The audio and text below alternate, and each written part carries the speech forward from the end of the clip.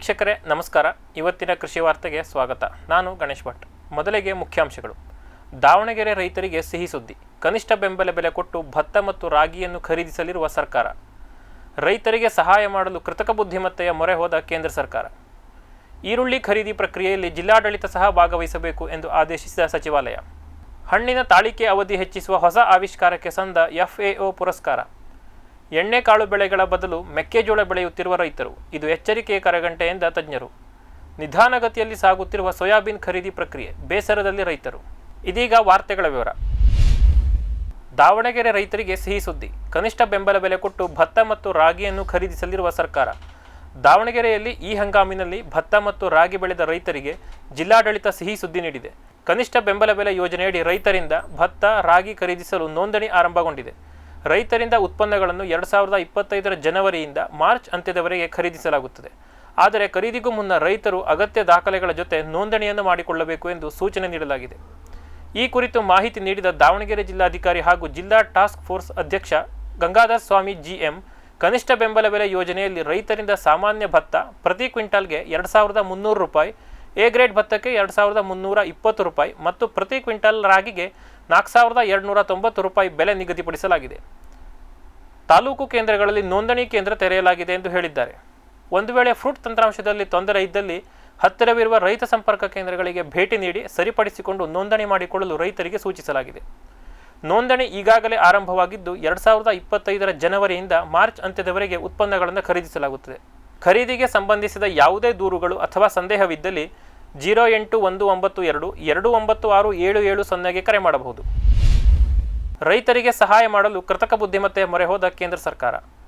ರೈತರಿಗೆ ಶೀಘ್ರವಾಗಿ ಕರಾರುವಕ್ಕಾದ ಮಾಹಿತಿ ನೀಡುವ ಸಲುವಾಗಿ ಕೃತಕ ಬುದ್ಧಿಮತ್ತೆಯ ಸಹಾಯ ಪಡೆದುಕೊಳ್ಳಲು ಕೇಂದ್ರ ಸರ್ಕಾರ ನಿರ್ಧರಿಸಿದೆ.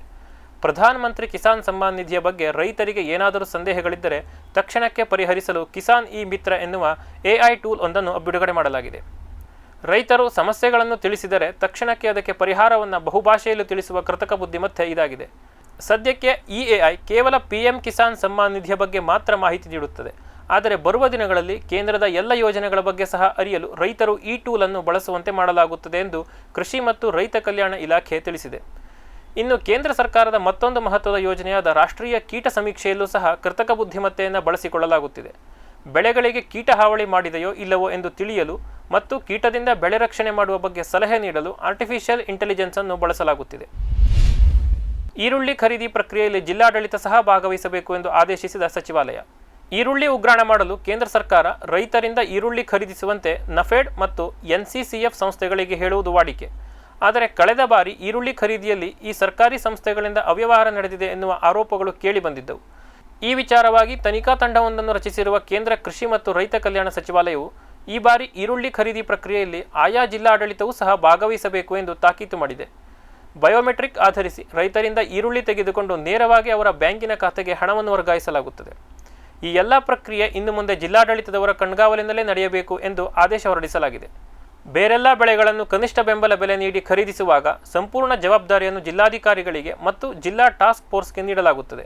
ಇದೀಗ ಈರುಳ್ಳಿ ಖರೀದಿಯಲ್ಲೂ ಸಹ ಇದೇ ಮಾದರಿಯನ್ನು ಅನುಸರಿಸಲು ಕೇಂದ್ರ ಸರ್ಕಾರ ಯೋಚಿಸುತ್ತಿದೆ.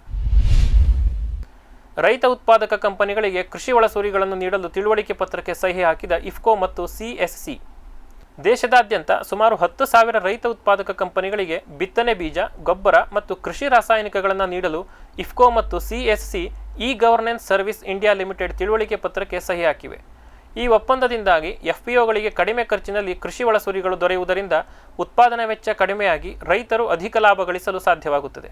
ತಿಳುವಳಿಕೆ ಪತ್ರಕ್ಕೆ ಸಹಿ ಹಾಕುವ ಸಂದರ್ಭದಲ್ಲಿ CSC ಇ-ಗವರ್ನೆನ್ಸ್ ಸರ್ವಿಸ್ ಇಂಡಿಯಾ ಲಿಮಿಟೆಡ್ನ ವ್ಯವಸ್ಥಾಪಕ ನಿರ್ದೇಶಕರಾದ ಶ್ರೀ ಸಂಜಯ್ ರಾಕೇಶ್ ಮತ್ತು IFFCOದ ಮಾರುಕಟ್ಟೆ ನಿರ್ದೇಶಕರಾದ ಯೋಗೇಂದ್ರ ಕುಮಾರ್ ಅವರು ಹಾಜರಿದ್ದರು. ಇದೀಗ ಒಂದು ವಾಣಿಜ್ಯ ವಿರಾಮ. ವೆಟ್ ಗಿಡಮೂಲಿಕಾ ಉತ್ಪನ್ನಗಳು. ಬೋವಿಟೋನ್ ವೆಟ್ 33 ಗಿಡಮೂಲಿಕೆಗಳ ಜಾನುವಾರು ಆರೋಗ್ಯವರ್ಧಕ ಟಾನಿಕ್. ದೂದ್ ಪ್ಲಸ್ ಅಧಿಕ ಹಾಲು, ಡಿಗ್ರಿ ಮತ್ತು ಫ್ಯಾಟ್, ರಾಸು ಸುಲಭವಾಗಿ ಹಾಲಿಳಿಸುತ್ತದೆ. ಫಾಸ್ಟ್ ಪ್ಲಸ್ ಗರಿಷ್ಠ ರಂಜಕ, ಕ್ಯಾಲ್ಸಿಯಂ, ಜೀವಸತ್ವಗಳು, ಖನಿಜಗಳು, ಪ್ರೋಬಯೋಟಿಕ್ಸ್ ಇತ್ಯಾದಿ. ಹಸು, ಎತ್ತು, ಎಮ್ಮೆ, ಕೋಣ, ಹಂದಿ, ಕುರಿ, ಆಡು, ಕೋಳಿಗಳಿಗೆ ವೆಟ್ ಪೆಟ್ ಫಾರ್ಮುಲೇಷನ್ಸ್ ಉತ್ಪಾದನೆ, ಶ್ರಮಜೀವಿಯಿಂದ ಸರಬರಾಜು. ಜಾಣ ಹೈನುಗಾರನ ಜಾಣ್ಮೆಯ ಆಯ್ಕೆ ವೆಟ್ಪೆಟ್ ಉತ್ಪನ್ನಗಳು.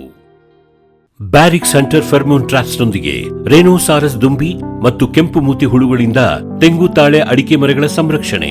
ತರಕಾರಿ ಮತ್ತು ಹಣ್ಣಿನ ಬೆಳೆಗಳಲ್ಲಿ ಹಣ್ಣಿನ ನೊಣಗಳ ನಿಯಂತ್ರಣಕ್ಕೆ ಬ್ಯಾರಿಕ್ ಸ್ಕ್ಯಾಚ್ ಫ್ರೂಟ್ ಫ್ಲೈ ಹಾಗೂ ವೆಜಿಟೇಬಲ್ ಫ್ಲೈ ಟ್ರ್ಯಾಪ್. ರಸ ಹೀರುವ ಕೀಟಗಳನ್ನು ಹಿಡಿಯಲು ಬಣ್ಣದ ಕ್ರೋಮ್ಯಾಟಿಕ್ ಸ್ಟಿಕ್ಕಿ ಟ್ರ್ಯಾಪ್ಸ್. ಪೇಟೆಂಟ್ ಹೊಂದಿದ ತಂತ್ರಜ್ಞಾನ, ದೀರ್ಘಕಾಲದವರೆಗೂ ಬಾಳಿಕೆ. ಕೀಟನಾಶಕಗಳಿಗೆ ಪರ್ಯಾಯ, ಪರಿಸರಕ್ಕೆ ಪೂರಕ. ಸುಸ್ಥಿರ ಸಾವಯವ ಕೃಷಿಗಾಗಿ ಬ್ಯಾರಿಕ್ಸ್. ಸಮೃದ್ಧ ಸಾವಯವ ಗೊಬ್ಬರ, ಎಂಎಸ್ಜಿಪಿ ಮತ್ತು ಕೆಸಿಡಿಸಿ ಉತ್ಪಾದನೆ, ಫಾರ್ಮ್ ಟಿವಿಯಿಂದ ಸರಬರಾಜು. ಅತಿ ಕಡಿಮೆ ಬೆಲೆಗೆ ಅತ್ಯುತ್ತಮ ಗೊಬ್ಬರ. ಇಲ್ಲ ಭಾರಲೋಹ, ಕೃಷಿ ವಿಶ್ವವಿದ್ಯಾಲಯದಿಂದ ಪರೀಕ್ಷಿತ ಸಾವಯವ ಇಂಗಾಲ, ಎನ್ಪಿಕೆ, ಪಿಎಚ್, ಇಸಿ ಎಲ್ಲ ನಿಗದಿತ ಮಿತಿಯಲ್ಲಿ. ಅಡಿಕೆ, ತೆಂಗು, ಬಾಳೆ, ಕಾಫಿ, ದಾಳಿಂಬೆ, ದ್ರಾಕ್ಷಿ, ಕಬ್ಬು, ಭತ್ತ, ಜೋಳ, ಹತ್ತಿ ಹೀಗೆ ಎಲ್ಲಾ ಬೆಳೆಗಳಿಗೂ ಪ್ರಶಸ್ತ. ಜೀವಂತ ಮಣ್ಣು, ಸಮೃದ್ಧ ಬೆಳೆ, ಅತ್ಯಧಿಕ ಲಾಭಕ್ಕೆ ಬಳಸಿ ಸಿಟಿ ಕಾಂಪೋಸ್ಟ್. ವೆಟ್ಪೆಟ್ ಗಿಡಮೂಲಿಕಾ ಉತ್ಪನ್ನಗಳು. ಮೇಷ ಟಾನಿಕ್, ಕುರಿ ಮತ್ತು ಆಡುಗಳ ಒತ್ತಡ, ರೋಗ, ಕ್ರಿಮಿ ನಿವಾರಕ, ಹೆಚ್ಚಿನ ಬೆಳವಣಿಗೆ. ಕುಕ್ಕುಟ ಟಾನಿಕ್, ಕಡಿಮೆ ಆಹಾರ, ಉತ್ತಮ ಆರೋಗ್ಯ, ಕೋಳಿಗಳ ಅಧಿಕ ಬೆಳವಣಿಗೆ. ಕೆಚ್ಚಲು ಕೇರ್, ಕೆಚ್ಚಲು ಬಾವು ಬರದಂತೆ ತಡೆಯಲು, ಬಂದರೆ ಬಾವು ನೋವು ಶಮನಕ್ಕೆ. ವೆಟ್ಪೆಟ್ ಉತ್ಪಾದನೆ, ಶ್ರಮಜೀವಿಯಿಂದ ಸರಬರಾಜು. ಜಾಣ ಹೈನುಗಾರನ ಜಾಣ್ಮೆಯ ಆಯ್ಕೆ ವೆಟ್ಪೆಟ್ ಉತ್ಪನ್ನಗಳು. ವಿರಾಮದ ನಂತರ ಮತ್ತೆ ಕಾರ್ಯಕ್ರಮಕ್ಕೆ ಸ್ವಾಗತ. ಹಣ್ಣಿನ ತಾಳಿಕೆ ಅವಧಿ ಹೆಚ್ಚಿಸುವ ಹೊಸ ಆವಿಷ್ಕಾರಕ್ಕೆ ಸಂದ FAO ಪುರಸ್ಕಾರ. ಉಗಾಂಡಾದ ಸ್ಟಾರ್ಟ್ಅಪ್ ಕಂಪನಿಯಾದ ಫ್ರೀಜಾ ನ್ಯಾನೋಟೆಕ್ ಲಿಮಿಟೆಡ್ ಅವರು 2024ನೇ ಫುಡ್ ಆ್ಯಂಡ್ ಅಗ್ರಿಕಲ್ಚರ್ ಆರ್ಗನೈಸೇಷನ್ ಅವರ ಉತ್ತಮ ಆವಿಷ್ಕಾರ ಪ್ರಶಸ್ತಿಗೆ ಭಾಜನರಾಗಿದ್ದಾರೆ. ಫ್ರೀಜಾ ಕಂಪನಿಯವರು ನ್ಯಾನೋ ತಂತ್ರಜ್ಞಾನ ಬಳಸಿ ಹಣ್ಣಿನ ತಾಳಿಕೆ ಅವಧಿಯನ್ನು ಹೆಚ್ಚಿಸುವ ಹೊಸ ತಂತ್ರಜ್ಞಾನವನ್ನು ಕಂಡುಹಿಡಿದಿದ್ದಾರೆ. ಕಾಯಿ ಹಣ್ಣಾಗಲು ಕಾರಣವಾಗುವ ಫಾಸ್ಫೋಲೈಪೇಸ್ ಡಿ ಕಿಣ್ವದ ಉತ್ಪಾದನೆಯನ್ನು ತಡೆಯುವುದರ ಮೂಲಕ ಹಣ್ಣಿನ ತಾಳಿಕೆ ಅವಧಿಯನ್ನು 30 ದಿನಗಳ ಕಾಲ ಹೆಚ್ಚಿಸುವ ತಂತ್ರಜ್ಞಾನ ಇದಾಗಿದೆ. ಈ ಆವಿಷ್ಕಾರದ ಮಹತ್ವವನ್ನು ಅರಿತ FAO ತನ್ನ ಪ್ರಧಾನ ಕಚೇರಿ ರೋಮ್ನಲ್ಲಿ ನಡೆದ 176ನೇ ಜಾಗತಿಕ ಸಮ್ಮೇಳನದಲ್ಲಿ ಬೆಸ್ಟ್ ಇನೋವೇಷನ್ ಪ್ರಶಸ್ತಿ ನೀಡಿ ಗೌರವಿಸಿದೆ. ಹಣ್ಣುಗಳ ತಾಳಿಕೆ ಅವಧಿ ಹೆಚ್ಚಿಸುವುದರಿಂದ ಹಣ್ಣಿನ ಸಾಗಣೆ ಮತ್ತು ಮಾರಾಟ ಸುಲಭವಾಗುತ್ತದೆ.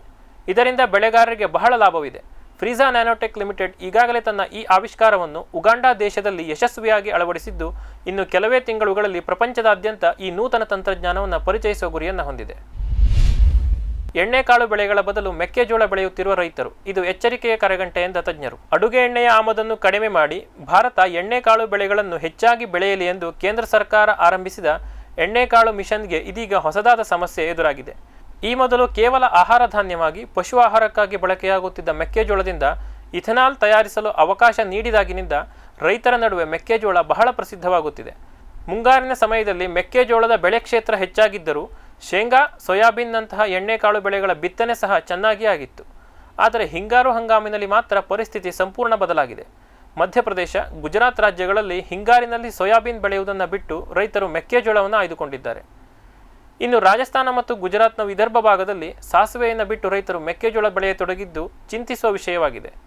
ಮುಂದಿನ ಮುಂಗಾರು ಬರುವ ಒಳಗೆ ಈ ವಿಷಯದ ಬಗ್ಗೆ ಗಮನಹರಿಸಿ ಪರಿಹಾರವನ್ನು ಕಂಡುಕೊಳ್ಳದೆ ಹೋದರೆ ಎಣ್ಣೆಕಾಳು ಮಿಷನ್ ನೆನೆಗುದಿಗೆ ಬೀಳಲಿದೆ ಎಂದು ತಜ್ಞರು ಸರ್ಕಾರವನ್ನು ಎಚ್ಚರಿಸಿದ್ದಾರೆ. ಡೈರಿಗಳಿಗೆ ಮಾಲಿನ್ಯ ನಿಯಂತ್ರಣ ಪ್ರಮಾಣ ಪತ್ರವನ್ನು ಹೊಂದುವಂತೆ ತಾಕೀತು ಮಾಡಿದ ದೆಹಲಿ ಸರ್ಕಾರ. ಡೈರಿ ತ್ಯಾಜ್ಯವನ್ನು ಸರಿಯಾಗಿ ನಿರ್ವಹಣೆ ಮಾಡುತ್ತಿಲ್ಲ ಎನ್ನುವ ಕಾರಣವೊಡ್ಡಿ water prevention and control of pollution act 1974 ಮತ್ತು air prevention and control of pollution act 1981 ಅಡಿಯಲ್ಲಿ ನಗರ ಪ್ರದೇಶದಲ್ಲಿರುವ ಎಲ್ಲ ಡೈರಿ ಮತ್ತು ಗೋಶಾಲೆಗಳು ಕಡ್ಡಾಯವಾಗಿ ಮಾಲಿನ್ಯ ನಿಯಂತ್ರಣ ಪತ್ರವನ್ನು ಹೊಂದಿರಬೇಕು ಎಂದು ದೆಹಲಿ ಸರ್ಕಾರ ಆದೇಶ ಹೊರಡಿಸಿದೆ. ಮಾಲಿನ್ಯ ನಿಯಂತ್ರಣ ಪ್ರಾಧಿಕಾರದ ವೆಬ್ಸೈಟ್ಗೆ ಭೇಟಿ ನೀಡಿ ವಿವರಗಳನ್ನು ತುಂಬಿ ಇನ್ನು 15 ದಿನಗಳ ಒಳಗೆಲ್ಲ ಪ್ರಮಾಣ ಪತ್ರ ಪಡೆಯಬೇಕು. ಇಲ್ಲವಾದರೆ ಭಾರೀ ಮೊತ್ತದ ದಂಡ ವಿಧಿಸಲಾಗುವುದು ಎನ್ನಲಾಗಿದೆ. ದೆಹಲಿಯಲ್ಲಿ ಈಗಾಗಲೇ ವಾಯು ಮಾಲಿನ್ಯ ಮಿತಿಮೀರಿ ಉಸಿರಾಡಲು ತೊಂದರೆಯಾಗುವಂತಹ ವಾತಾವರಣ ಇದ್ದು, ಅದನ್ನು ಸರಿ ಮಾಡುವ ಬದಲಿಗೆ ಸರ್ಕಾರ ಬಡ ರೈತರ ಮೇಲೆ ದರ್ಪ ತೋರಿಸುತ್ತಿರುವುದರ ಬಗ್ಗೆ ಡೈರಿ ಮಾಲೀಕರು ಆಕ್ಷೇಪ ವ್ಯಕ್ತಪಡಿಸಿದ್ದಾರೆ. ನಿಧಾನಗತಿಯಲ್ಲಿ ಸಾಗುತ್ತಿರುವ ಸೋಯಾಬೀನ್ ಖರೀದಿ ಪ್ರಕ್ರಿಯೆ ಬೇಸರದಲ್ಲಿ ರೈತರು. ಅಕ್ಟೋಬರ್ನಲ್ಲಿ ಆರಂಭವಾಗಬೇಕಿದ್ದ ಸೋಯಾಬೀನ್ ಖರೀದಿ ಪ್ರಕ್ರಿಯೆ ವಿಳಂಬವಾಗಿದೆ ಎಂದು, ನಂತರದಲ್ಲೂ ಸಹ ನಿಧಾನಗತಿಯಲ್ಲಿ ಸಾಗುತ್ತಿದೆ ಎಂದು ನಾವು ವರದಿ ಮಾಡಿದ್ದೆವು. ಇದೀಗ ದೇಶದಾದ್ಯಂತ ಸೋಯಾಬೀನ್ ಖರೀದಿ ಪ್ರಕ್ರಿಯೆ ಮುಗಿಯುವ ಹಂತಕ್ಕೆ ಬಂದಿದ್ದರೂ ಸಹ ಸರ್ಕಾರದ ಗುರಿಯ ಕಾಲು ಭಾಗವೂ ಸಹ ಶೇಖರಣೆ ಆಗದಿರುವುದು ರೈತರಿಗೆ ಬೇಸರ ತರಿಸಿದೆ. 2024-25ರಲ್ಲಿ ಒಟ್ಟಾರೆ 33.6 ಲಕ್ಷ ಟನ್ ಸೋಯಾಬೀನನ್ನು ರೈತರಿಂದ ಖರೀದಿಸುವ ಗುರಿಯನ್ನು ಸರ್ಕಾರ ಹೊಂದಿತ್ತು. ಆದರೆ ತನ್ನ ಗುರಿಯ 12% ಮಾತ್ರ, ಅಂದರೆ ಕೇವಲ 4.15 ಲಕ್ಷ ಟನ್ ಸೋಯಾಬೀನ್ ಮಾತ್ರ ಇದುವರೆಗೂ ಶೇಖರಣೆಯಾಗಿದೆ. ಸರ್ಕಾರಿ ಸಂಸ್ಥೆಗಳು ಸದ್ಯಕ್ಕೆ 6 ರಾಜ್ಯಗಳಲ್ಲಿ ಸೋಯಾಬೀನನ್ನು ಖರೀದಿಸುತ್ತಿವೆಯಾದರೂ ಅದು ಸಹ ನಿಧಾನಗತಿಯಲ್ಲಿ ಸಾಗಿದೆ. ಡಿಸೆಂಬರ್ ಅಂತ್ಯಕ್ಕೆ ಪ್ರಕ್ರಿಯೆ ಮುಗಿಯುತ್ತದೆಯಾದ್ದರಿಂದ ರೈತರು ಕಂಗಾಲಾಗಿದ್ದಾರೆ. ಹೊರಗಡೆ ಮಾರುಕಟ್ಟೆಯಲ್ಲಿ ಕ್ವಿಂಟಾಲ್ ಸೋಯಾಬೀನ್ನ ಬೆಲೆ 4100 ರಿಂದ 4200 ರೂಪಾಯಿ ಇದೆ. ಇದು ಕನಿಷ್ಠ ಬೆಂಬಲ ಬೆಲೆಗಿಂತಲೂ ಕಡಿಮೆ ಇರುವುದರಿಂದ ರೈತರು ಸೋಯಾಬೀನ್ ಖರೀದಿ ಪ್ರಕ್ರಿಯೆಯನ್ನು ಚುರುಕುಗೊಳಿಸಲು ಮತ್ತು ಕೊನೆಯ ದಿನಾಂಕವನ್ನು ಮುಂದೂಡಲು ಸರ್ಕಾರವನ್ನು ಕೋರಿಕೊಂಡಿದ್ದಾರೆ. ಇವಿಷ್ಟು ಇವತ್ತಿನ ಕೃಷಿ ವಾರ್ತೆ. ನಿರಂತರ ಕೃಷಿ ಕುರಿತಾದ ಕಾರ್ಯಕ್ರಮಗಳಿಗಾಗಿ ವೀಕ್ಷಿಸಿ ಫಾರ್ಮ್ ಟಿವಿ. ನಮಸ್ಕಾರ.